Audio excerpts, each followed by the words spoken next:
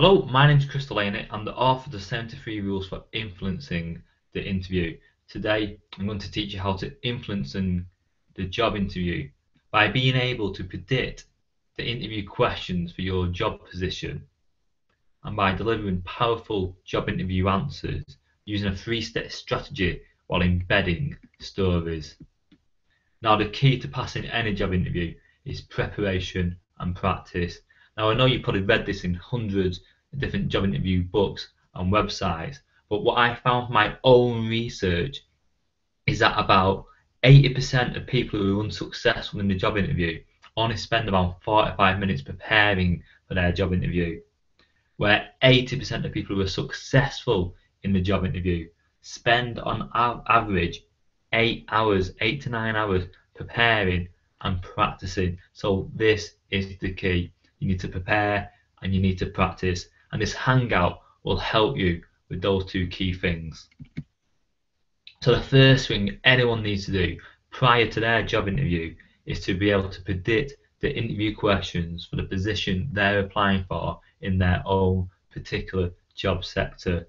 Now this is key. You'll agree with me that if you can predict the interview questions, you'll have the time to then prepare a really strong selling interview answer. And if you practice that interview answer over and over and over again on the day of your job interview, when you're asked that predicted interview question, the answer will just flow out of you in a very confident way, rather than someone who is asked that unpredicted question and they have to spend 3 or 4 minutes trying to think of a perfect interview answer. So there's a couple of different ways you can approach predicting interview questions, and the main one is so easy and so actually well known that I don't know why people don't do this. Every time you apply for a job, you're given a job specification, a job spec. On that specification is a list of essential and desirable criteria, the skills, the qualities, the qualifications, and the experience required for the position you're applying for. Now, all the duties and skills under the heading essential criteria are the key things that employer is looking for you to possess. And these key skills and experiences will make up your interview questions. They will ask you questions that relate to these essential criteria. So the first thing to do is get the job spec, highlight all the skills, qualities and experience under essential criteria and reframe that, reword that so it becomes an interview question. From there, you can then write down your interview answer, which we're going to talk about in the next few minutes. You can also join sector forums, and on sector forums what you'll find is sections on there about job interviews and job applications, and you'll find common asked interview questions on different interview threads. One of the things I like to do is follow experts who are on Twitter and Facebook and other social media platforms, people who work for the company you're applying for, follow them as well. What you can do is get into conversations and simply just ask people, what questions were you asked when you were applying for this job 2 or 3 years ago? And what you find is people who are on social media constant will be quite happy to share their knowledge and expertise with you. So 1, get the job spec, highlight essential criteria and turn each criteria into an interview question. 2, follow people who work for the company you're applying for, or follow experts in your industry on Twitter and Facebook and Google Hangouts, and see what they've previously wrote about their previous job interviews. Join sector forums and simply ask people if they have had an interview recently and what interview questions they were asked. Once you know the job interview questions you're likely to be asked, what you need to do now is prepare for your job interview. And the way you prepare is thinking about your interview answers and the structure that you're going to deliver these interview answers in. Now this is really important because the structure gives you a start, a middle and an end. It stops you waffling on, and by having a confident structure that delivers some great selling points, the interviewer will be intrigued and will want to listen to the whole of your interview answer. So you've got a 3-step process for this. Your first is answering the interview question in the first sentence. You follow this up by giving a real life example. And you finally finish this by explaining how this skill or this experience can be used to help their organisation be more successful.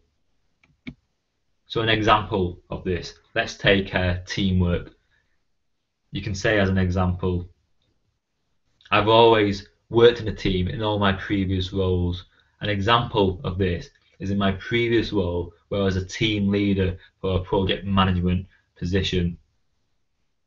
One day we was asked to take on this new project. So what I did, and in this section, you go into the details and the steps that you took to achieve the objective.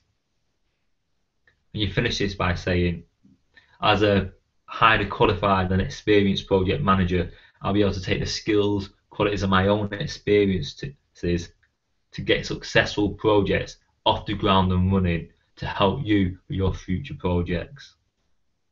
So the idea here is that you first state maybe the duration you have in the sector you're working in, or summarise the skill that you have depending on the interview question, then give a detailed answer of this interview question, and then finally finish by explaining how you will use that skill to help this particular organisation.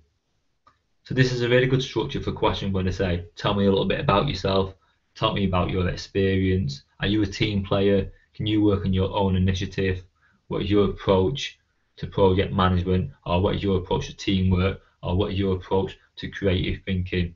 First, answer it straight away by saying, yes, I have that skill, or I have so many years duration experience.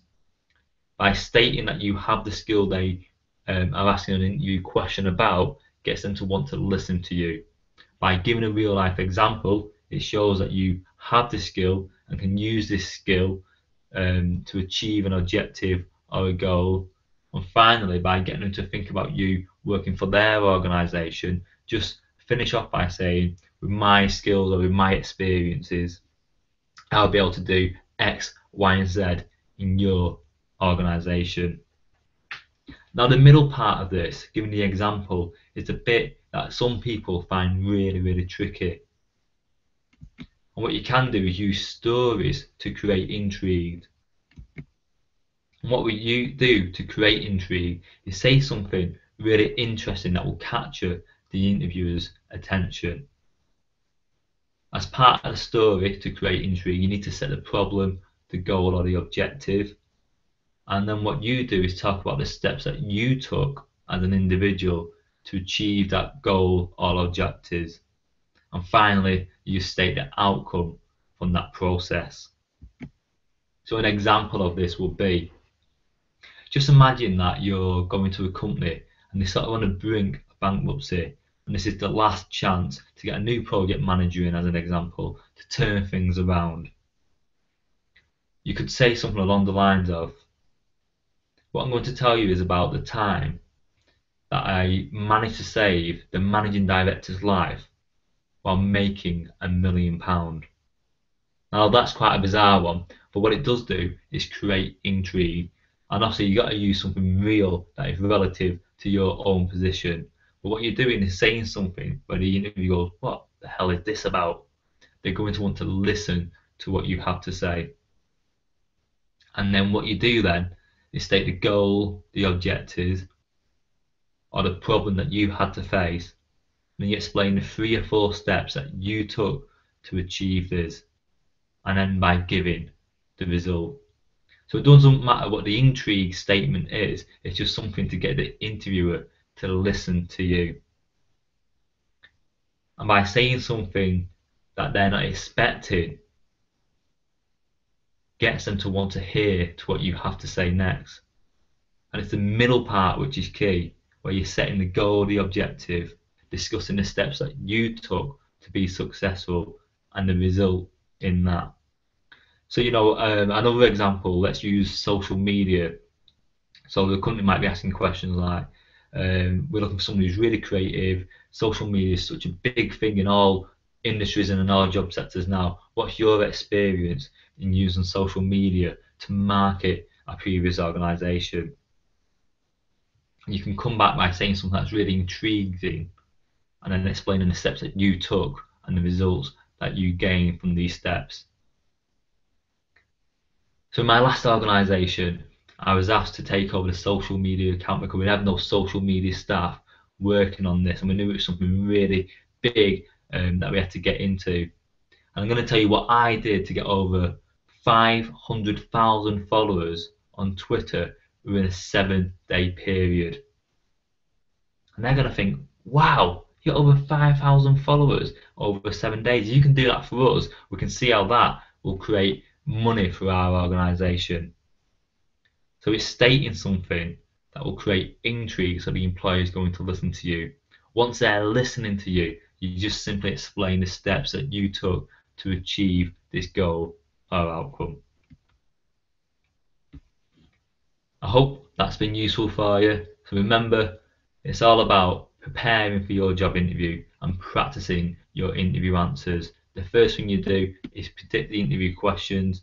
Think about the job specification. Think about the skills, qualities, and experiences that you need for this new company that you're applying to. Once you have predicted the interview questions, prepare your answers. Each answer should have a beginning, a middle, and an end.